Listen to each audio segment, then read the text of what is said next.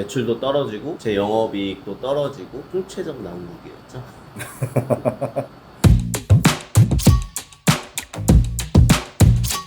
안녕하세요. 사막백곰TV의 이재철입니다. 오늘은 프랜차이즈 사업을 해봤던 정세용 대표님을 모시고 사업의 전반적인 이야기를 나눠볼까 합니다. 안녕하세요, 대표님. 자기소개 한번 부탁드리겠습니다. 네, 안녕하세요. 제 이름은 정세영이고요. 요식업 사업을 3개까지 해봤던 경험이 있습니다. 요식업을 3개 하기 전에 혹시 무슨 일을 하셨나요? 네, 저는 도미노 피자에서 피자 만드는 일을 했었고요. 거기에서 이제 점장님께서 나가서 피자집을 차려서 잘 되는 걸 보고 저도 사업을 해야겠다 마음 먹고 실제로 이제 돈을 모아서 사업을 시작한 케이스입니다. 처음에 시작했던 사업은 어떤 사업이죠? 네, 아무래도 처음에는 제가 경험도 없고 하다 보니까 남들과 마찬가지로 프랜차이즈로 시작을 했는데요. 프랜차이즈 굽네 치킨. 규모는 어느 정도 되고 매출은 어느 정도 된지 물어봐도 돼요? 네, 3천만 원 정도 나왔었고요. 영업이익은 600에서 700 정도 나왔었습니다. 그러면은 프랜차이즈 굽네 치킨을 하셨는데 프랜차이즈 치킨집과 일반 치킨집의 장단점이 있을까요? 네, 아무래도 프랜차이즈를 시작하게 되면은 프랜차이즈 본사에서 아무래도 모든 걸 다 해주니까 장사만 집중해서 하게 되면은 좀 시너지 효과가 있는 거고요. 단점으로는 아무래도 본사에서 가져가는 게 많다 보니까 그런 점이 제일 단점이라고 생각합니다. 다른 사람이 사업을 한다고 해도 프랜차이즈를 하라고 권하겠어요? 아니면 일반 장사를 하는 걸 권하시겠어요? 근데 만약에 굳이 요식업을 한다고 하면은 저라면 처음에는 당연히 프랜차이즈로 시작하는 게 맞다고 생각합니다. 프랜차이즈 사업을 굽네 치킨으로 시작해서 혹시 그 다른 두 개는 어떤 걸 하셨죠? 네, 일단 굽네 치킨 하던 거를 이제 또 다른 사람한테 양도를 하고요.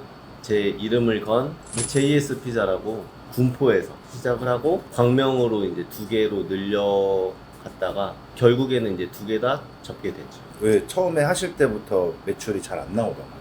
아니, 처음에는 잘 나오고 군포에서 했을 때는 매출이 5천만 원 정도까지 나왔었는데 코로나도 거치고 경쟁업체가 많이 생기다 보니까 점점 떨어지고 뭐 결국엔 접게 됐죠. 광고를 많이 했을 때 매출이 많이 나오나요? 아니면은 그 시기나 또는 뭐 위치적인 게 더 중요한가요? 그러니까 아무래도 제가 했던 치킨이나 피자 같은 경우에는 배달 위주로 하다 보니까 위치보다는 노출되는 게 중요한데요. 그래서 아무래도 광고비도 많이 쓰고 입소문이 좀 많이 나면은 올라가는 데는 그래도 나쁘지 않았던 것 같습니다. 그 사업을 하실 때 어려웠던 점이 있었을까요? 잘 되고 있을 때 경쟁 업체들이 많이 생기는 게 제일 힘들었던 부분이었던 것 같습니다. 처음에는 잘 되다가 광명에 2호점까지 냈었거든요. 매장이 2개가 되다 보면은 한쪽은 최소한 제가 없는 거거든요. 진짜 사업이 되는 거죠. 자영업이 아닌 사업이 되는 건데 직원 관리가 생각보다 직원 관리가 어떤 식으로 어려웠죠? 아무래도 사장이 있을 때랑 없을 때 차이가 많이 나고요. 능동적으로 하질 않아요. 어차피 네. 다 그냥 월급 받고 하는 사람들이기 때문에. 근데 제가 잘 못한 거죠. 결국에는 제가 잘 못한 게 맞긴 한데 어찌됐던 우시면 안 됩니다. 생각보다 쉽지가 않다. 저는 그런 말씀 드리고 싶습니다. 그리고 또 뭐 하셨어요?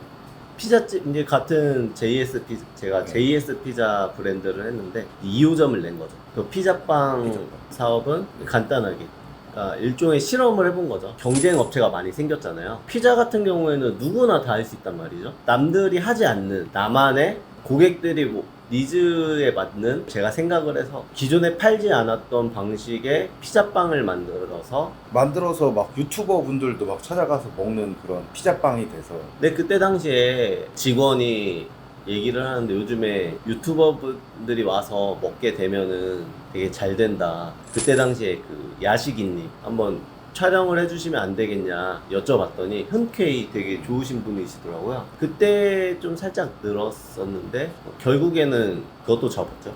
처음에 치킨집하고 그 다음 피자집하고 그 다음 피자빵집을 했는데 어떻게 보면 치킨집에서 좀 안정적인 수익이 나왔었잖아요. 근데 왜 치킨집에서 갑자기 피자집이 되고 왜 이렇게 다변화를 주셨나요?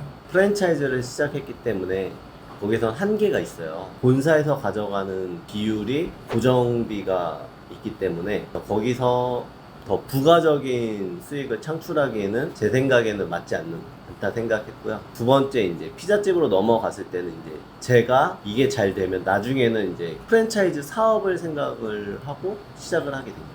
JS 피자집도 어떻게 보면 망한 건가요? 지금은 접었으니까 망한 거라고 할 수 있긴 했는데 수입이 괜찮았으니까 투자 대비 벌은 걸 생각하면은 손해는 보진 않았죠. 매출이 좋았을 때는 한 어느 정도 나왔고 안 좋았을 때는 어느 정도 나왔을까요?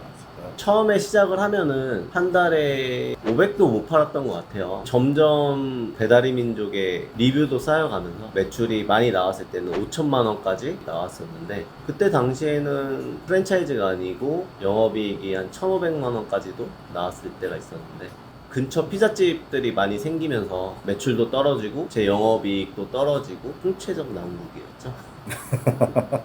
그러면 사업 실패 요인이 경쟁점이 많아져서일까요? 제일 큰 이유는 제가 판단하기로는 그렇고요. 두 번째 이유는 직원 관리가 힘들었고 세 번째로는 코로나도 겹쳐서 그럼 실패를 통해서 좀 얻은 거, 배운 게 있을까요? 당연히 실패해서 배운 게 있죠. 프랜차이즈에 대해서도 알게 됐고 개인점에 대해서도 알게 됐고 직원 관리의 어려움도 알게 됐고 배운 건 많은데 이제 그거를 나중에는 어떻게 써먹느냐 그 문제인 거죠. 일단 요식업은 안 할 거고요.